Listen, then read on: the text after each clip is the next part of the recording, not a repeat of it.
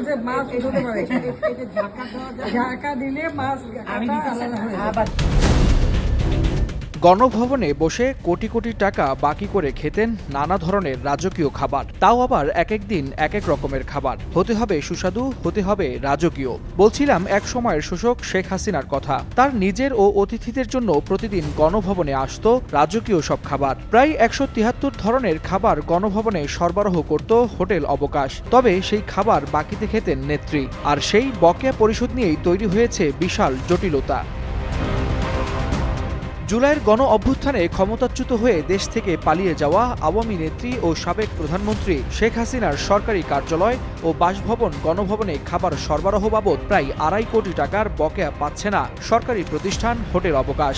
বর্তমানে অন্তর্বর্তী সরকারও এই বকেয়া দায় নিচ্ছে না। ফলে বাংলাদেশ পর্যটন কর্পোরেশনের এই বকেয়া আদায় নিয়ে তৈরি হয়েছে এক ধরনের অনিশ্চয়তা।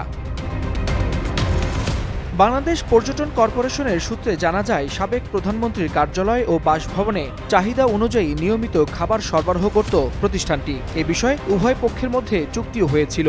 সেই চুক্তির আওতায় খাবার সরবরাহ করা হলেও বিল আংশিক পরিশোধ হতো, কিছু বকেয়া থেকে যেত।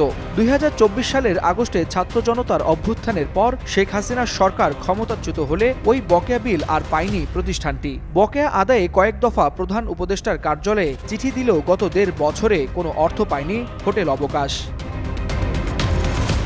নাম প্রকাশ না করার শর্তে পর্যটন কর্পোরেশনের এক ঊর্ধ্বতন কর্মকর্তা বলেন, বকেয়া আদায়ের জন্য প্রধান উপদেষ্টার কার্যালয়ে একাধিকবার চিঠি দেওয়া হয়েছে। তবে বর্তমান সরকার বিগত সরকারের বকেয়া পরিশোধে অপারগতা প্রকাশ করছে।